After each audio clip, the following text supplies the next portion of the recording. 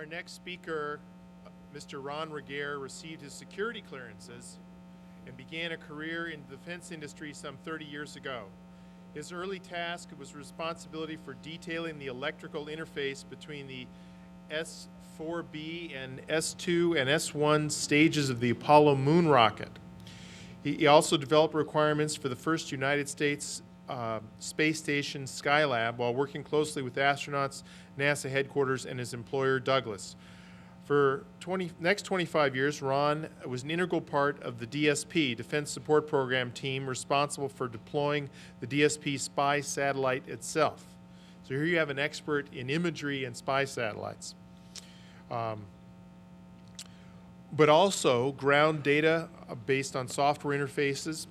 His interest in UFOs was rekindled with his profession. He's submitted over 600 FOIA requests and topics including MJ-12, ROSWELL, fast walker designations.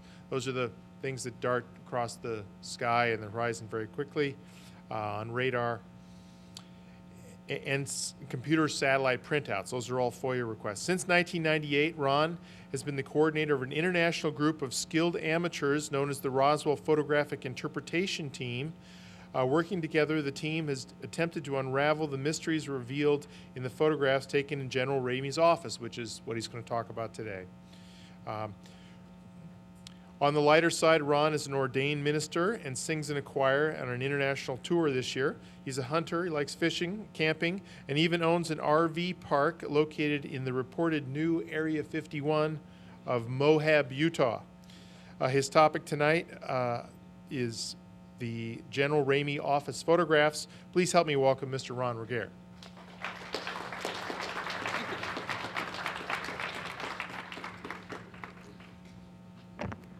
Thank you very much.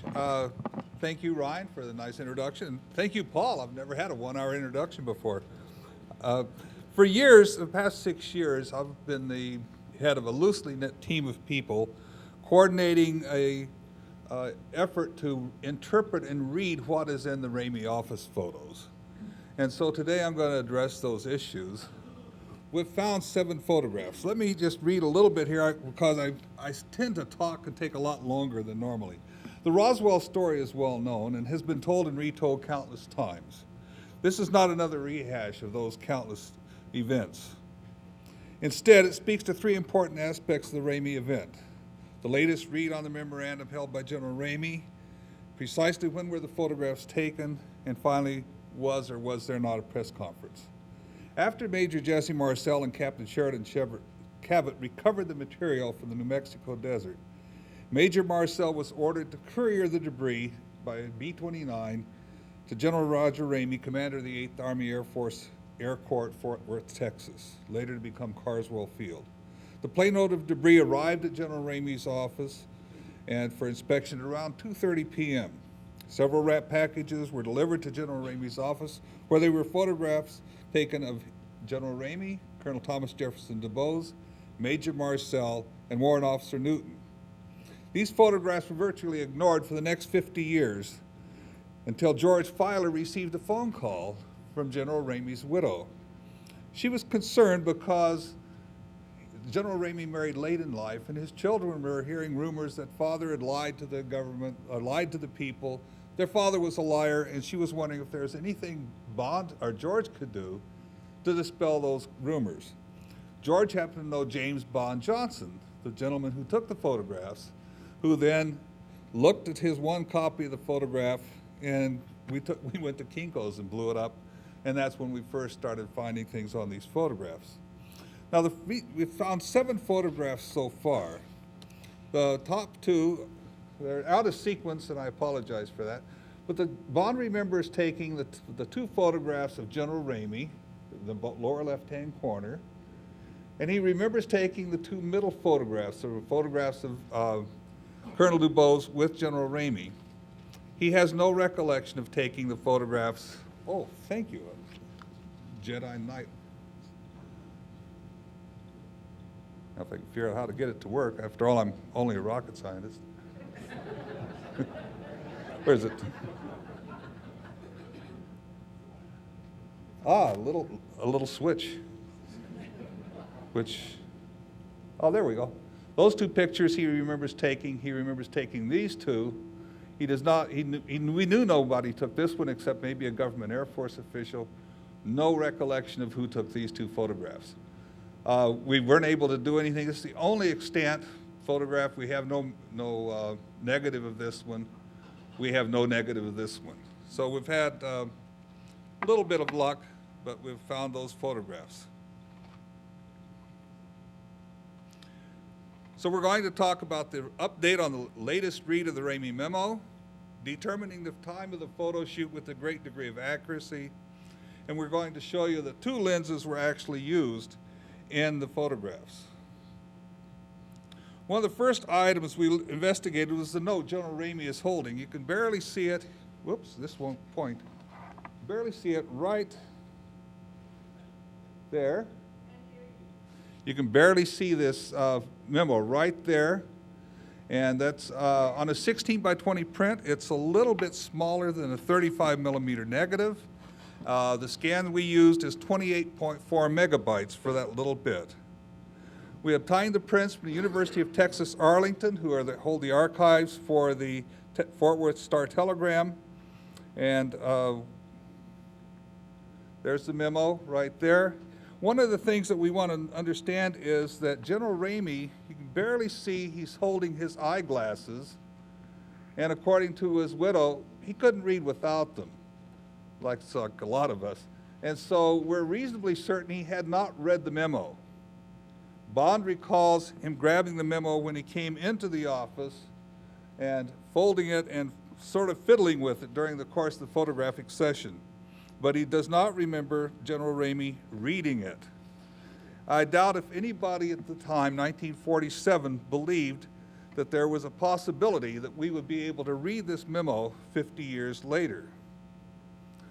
Now here's the best scan I can get, and I think some people might be able to discern at Fort Worth, Texas, right there. There's the first line of text we'll be talking about. There's a seal up here that appears to be two concentric circles. It kind of goes over the edge. There's something up here. Dave Rudiak is here. He's done a little bit better results than we have on this. The first line of text, all the text here, signed, and there's contention over who's actually signed it. We've done all our image processing using just brightness and contrast. We don't have any exotic software, no exotic hardware. It's all off the shelf. We use brightness and contrast enhancement. That's it. We have 5 different scans. The top scan is from an 11 by 14 print.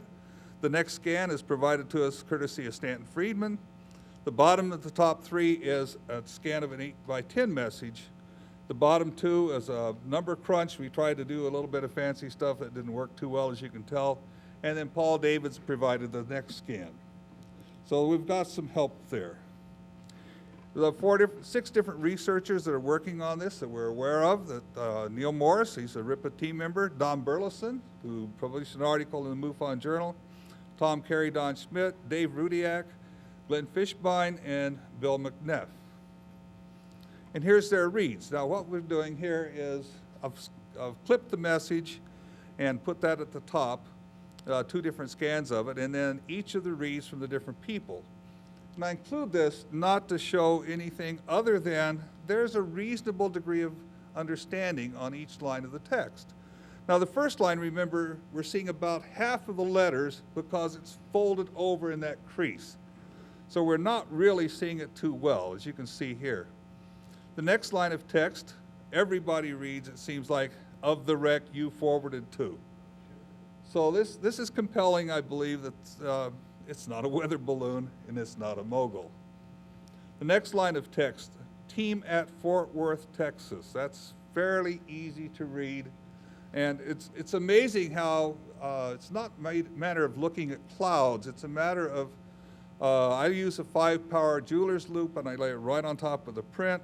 I use a negative. We use different things and look at it and then work it that way. No fancy stuff, just maybe 150 hours of work to get to this point in the process.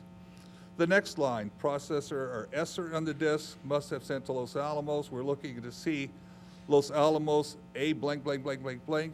So the asterisks are placeholders, by the way. The lowercase letters are ones we do not have that much confidence in. Uppercase is where we have fairly good confidence. Line 5, again, fairly good consensus amongst the researchers. Again, it's not unanimity, but this is not a science, it's more of an art. Newspaper meaning of the story and mission. Even send misstated meaning of story makes reasonable consensus again. Line 7, weather balloons, everybody sees that. Weather balloons would make, weather balloons 400K wave. Land surveyor, land, anyway, we're talking land crews. And the signature, it looks to me like Temple. Other people think it looks like R. Ramey. We invite you to buy your own prints from University of Texas Arlington and help us. This is not something that we're trying to keep to ourselves. So the best read that RIPET has is here, the recovery operation with Roswell disk at the blank July 4th. The victims of the wreck you forwarded to the team at Fort Worth, Texas. Processor in the disk must have sent to Los Alamos. Urgent powers are needed. Site 2 northwest of Roswell, New Mexico. Midday 5:09 told newspaper meaning of story and mission. Only show blank by weather balloons would make 509th Land Surveyor Crews. Signed Temple. What does all this tell us? A wrecked disc was recovered near Roswell. The disc had a crew. The victims and some of the debris was forwarded to 8th Army Air Force headquarters at Fort Worth, Texas. Some type of processor was recovered and should be sent directly to Los Alamos Laboratory for an analysis. Urgent powers should be used to investigate a second site northwest of Roswell, possibly at the plains of San Agustin. General Ramey will tell the press the mission is to recover a weather balloon, and a crew from the 509th at Roswell Army Airfield will survey the second site. Bond returned to his office to process these photographs. While they were still wet, he put them in a teletype machine. About an hour later, General Ramey personally appeared on the radio at Dallas to retract the Air Force's claim of having captured a flying disc. After all, Ramey said the disc was nothing more than a mundane weather balloon. Why? What happened in the intervening time between the recovery and his radio address? One thing is certain, General Ramey received a message. He received a message the world can now read. The message about victims of the wreck forwarded to Fort Worth, Texas, and weather balloons. Was the memo headquarters attempt to damage control with weather balloons constituting a cover story? Ramey proclaimed to the world via his radio address the debris was that of a crashed weather device. And since then, not one single civilian has come forth and claimed to have laid eyes on the debris. So we think that's compelling evidence that something other than a weather balloon was there at Roswell. The next part of our investigation was to determine with a great deal of accuracy, if we could, the time of the Ramey DeBow photo shoot. This is forensic analysis as best I understand it. I'm an engineer, I'm not a forensic specialist. One of the questions concerning research for 20 plus years has been a need to establish an accurate timeline. Once we figure out when things happened, then we can maybe understand better what went on. So one vital element in establishing the timeline was to determine at least one point in the timeline with accuracy. And we accomplished that goal by calculating the time Bond took General Ramey's photographs. Again, we used this photograph I showed you before. I want you to note the curtains are open. And again, this isn't a very big picture of the overall photograph. In the picture, you can see the bumper, well, an object we determined was the bumper of a car casting a shadow on the ground. After a little bit of dogged work, we determined that the model car was a 1941 Series 60 Buick, widely used by the U.S. Army as a staff car for high-ranking military officers of that era. Details regarding the Buick's height, length, width, tire size, ground clearance, everything. We figured that out from antique car dealers, restoration manuals, and actual surviving vehicles in the hands of collectors.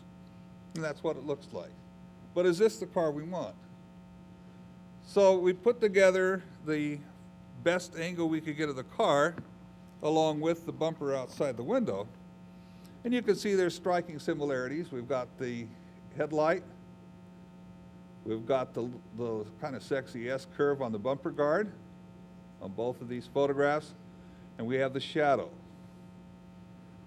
So the next thing we did to calculate that shadow was use the shadow angle to calculate where the picture, well, we knew where it was taken the exact time. And again, it's just simple mathematics. Then consulting an ephemeris table provided by the U.S. Navy, we were able to determine that the photographs were taken between 3:05 p.m. and 3:25 p.m. July 8th, 1947. Now, the interesting thing we discovered also that was that daylight savings time in 1947 was not uniform. As a matter of fact, it was worse than that. It was chaotic. Different states had their own way of accepting or not accepting the daylight savings time. As a matter of fact, different cities within different states. So we had to work on that little angle to figure out, did Dallas-Fort Worth have daylight savings time at that time or not? And yes, they did. The next problem we had was throughout the research into the background of the Ramey office photographs, one contentious point has repeatedly been raised. Just let's see, boy, I'm having a rough time reading this. Just what were the circumstances surrounding the so-called press conference? There's one contentious point was about because Bon Johnson firmly remembers taking the general's photographs. He has no memory of taking Marcel's photograph, but he says he must have because all of the negatives were held in the same little folder, little envelope. Now, to work at this part of the issue, we looked at these four photographs, the two of General Ramey and Thomas DuBose, and the two of Major Marcel.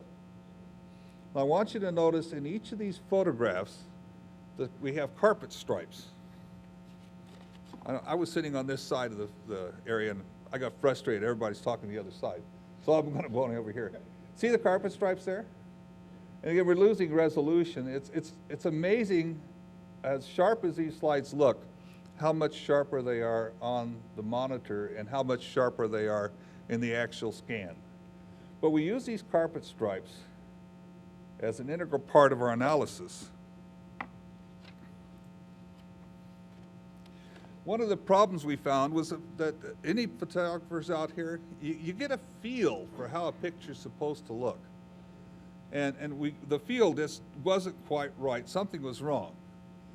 And we set us on a quest then to find out what it was, and what we found was startling. I want to congratulate Andrew Laveau. He's one of our researchers. He did the calculations on this. For starters, we know Bond used a 4x5 speed graphic press camera, much like this one here. This camera has some features that we should note just to help us in our understanding of what I'm going to talk about. This camera had, see that dark stripe right there? The press camera had a film holder in which two slices of film were placed. And they had a little protective metal shield. The film would slide into the side of the camera. You pull the shield off, and then one could expose the picture, put the shield back on, pull the whole thing out, turn it over, slip it in, pull the second shield out, take the photograph. That's the way a camera worked. So it wasn't a point and shoot, real quick, instamatic. In addition, he had to change the little peanut flash bulb up there. And that's what gives us this flat depth of focus, depth of field in all the pictures. They look flat. There's the focusing knob, and we had to move the lens out on a rack. You can see the rack there. You can see how the lens is recessed, little gadgets on it. Very difficult to change the lens. It's not something one did readily. Then one would look through this viewfinder and frame the picture in this wire frame. So it's not a simple camera to operate. Bond, at 17 years old, cashed in his war bonds to buy this. And he was pretty proud of it, although he was a reporter and not a photographer. So knowing how this camera works, we first looked at it and we saw that there's something not quite right, because the two pictures of General Ramey and the two pictures of General DuBose were made with the film holder and the camera with this orientation. The camera's upright, just like we'd expect it to be. He took his photographs. However, we look at the two pictures taken of Major Marcel, and we see in one of them, he's rotated the camera 90 degrees one way, and in the other picture, he's rotated the camera 90 degrees the other way. Hardly unlikely for somebody to do that unless they're using the format of the camera specifically to try to gain more elevation of the picture, which doesn't appear to be the case. The next thing we noticed was there are two types of film holders. The four pictures we're talking about with Ramey and Dubose both used what we call the type A film holder. The Marcel pictures used another film holder. Again, is this conclusive evidence? No, because the Telegraph may have had a large pool of film holders that somebody would go in and grab a couple of them, go on an assignment and come back. But it's another little tidbit that may have bearing on whether there was more than one photographer. Another item, here's the envelope I told you about. We've got 3 handwritten entries.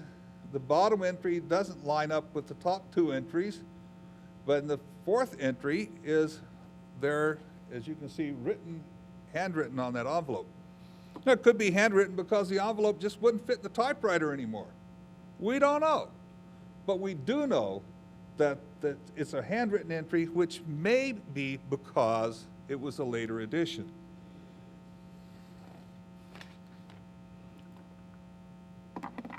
Grab the right device here.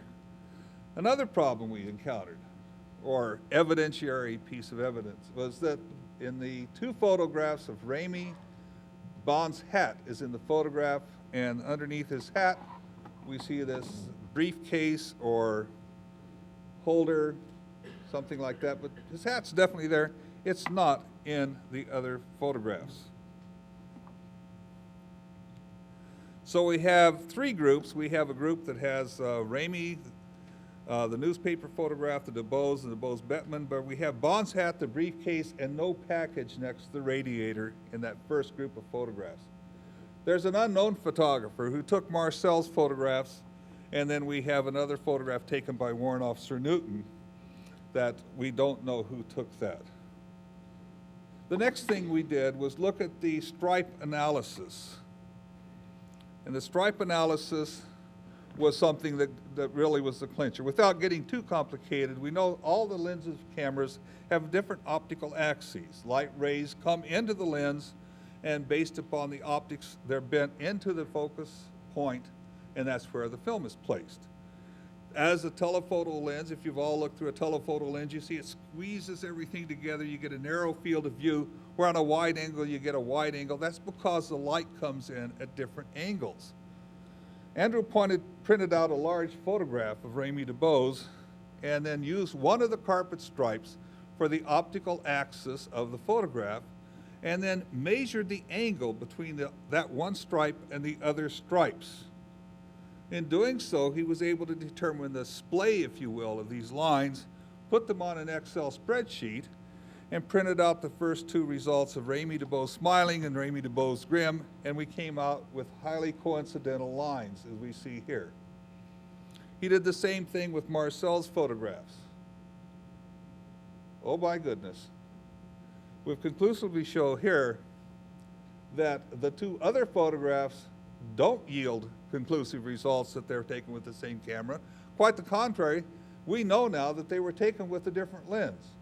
We know it's very difficult to change the lenses in the field. There's no reason to. He never had another lens, and we know he didn't take the other pictures. So taken with all the other pieces of evidence, this leads me to strongly suggest that the Marcel images were taken sometime after Bond Johnson had taken the Ramey pictures. And this now raises an interesting possibility. Maybe both sides of the was there, wasn't there press conference argument may be partially right, if seen from their own point of view. Bond Johnson has and still maintains he was the only pressman there at the photo session. He vividly recalls taking General Rameys' photographs, and he remembers taking those of General Ramey and Thomas DuBose. But he had no recollection of taking Major Marcel's photographs. and I believe he's quite correct. At his session where he took the 4 photographs of Ramey and Ramey DuBose, he was the only pressman there. He would be, as he was way ahead of the story, which appeared in the AP wire at 3:26 p.m. Fort Worth time, 20 minutes after Bond had taken his photographs, which was timed at 3:05 p.m. from the shadow angle. So how did the Star-Telegram get the Roswell story before the AP? Well, that's a good question too, and I can only guess at the answer. We do know the story had been floating around Roswell for some time, since Mac Brazel had told Frank Joyce about it during his Sunday radio show on KGFL some 2 days before. We also know that Lydia Sleppy started to transmit a story on ABC News in California, allegedly stopped by the FBI. So we know the story was trying to get itself out of Roswell before the AP finally succeeded at 2:26 p.m. Roswell time that afternoon. And AP was one of the largest and most widely accepted subscribed to news services. On checking the Star-Telegram, we found it had 4 dedicated lines just for AP, but it also had 5 other wire service lines. So they could have got it from another wire service. Can we say without certainty that one of these other services may not have caught wind of what was going on? No. No, we don't know.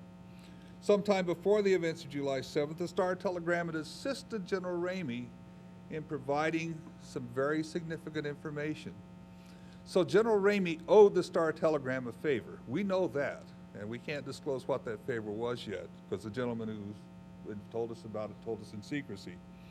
So General Ramey paid back the Star-Telegram by sending out a cub reporter to take these pictures. Now, at 17, Bond wasn't really an impressive figure, and most adults don't look at 17-year-olds as being anything at all serious to concern themselves with. So it's not surprising to me that Colonel DuBose does not remember 40 years later seeing a 17-year-old take a picture when later on there may have been something else. We have 2 Marcel photographs, we have the other 4. So let's assume that they were taken at the remembered photo session, but it wasn't the James Bond photo session. Bond was by this time back at the Star-Telegram processing his earlier photos, and he would have been totally unaware of any events unfolding back at Fort Worth Army Airfield. We don't believe that the Star-Telegram sent out another photographer because we've had interviewed a gentleman who was there. He was on the desk that night sending people out. And he says, no, they didn't send anybody else out, just Bond. So if Bond didn't take the Marcel photographs, or any other Star-Telegram photographer did not take them, how did the 2 Marcel photographs end up in the Star-Telegram files? I pondered this one quite a while. And then I recently found out that the answer was probably staring me right in the face. When Bond returned from the Fort Worth Army Airfield with his pictures, he remembers that by this time, he had telephone messages in his spindle. Call this, I want a photograph. He had lots of inquiries for photographs, and he only had the 4 photographs. He remembers he'd wish he'd taken more, but it doesn't. So it appears that although the Star-Telegram employed Bond and had the pic of his photos, he also sold his photos. One of them he sold to the Bettman Archives. So that we see that via EMP much later that night, by the coding on the cut lines, it was sent from Dallas, so Bond did sell that one. Might the Marcel negatives have arrived at this telegram later that evening as a result of Bond buying some more photographs? Just possible, because we know they did that. We know that they bought photographs and then they would transport them by bus or taxi, and then they would purchase them and they would go out as the property of the Star-Telegram. Brought from another source, they'd be put in the archives of the Star-Telegram just as if Bond had taken them. All this could have been arranged over the phone without involving any Star-Telegram reporters or photographers, just to some who told us there that night. In the end, the results indicated by the photographs themselves seem not to be as clear-cut and dried, as simple as pro or anti-press conference would lead you to believe. When Bond Johnson was in Ramey's office, he was indeed the only photographer there. The story had yet to break in the mainstream news media via the 3:26 p.m. Fort Worth AP wire story. Marcel found himself paraded out as the guy who took the found the debris, and later Newton was put forward as a photo fodder just to show that it was a weather balloon based upon Ramey's reading the memo after Bond left. As a final twist, the photos give us the possibility to make the claim that the Marcel and Newton photos could have been staged in close succession. This can be inferred from the fact that the packing paper in both of these images can be seen quite plainly in exactly the same position. It hasn't moved.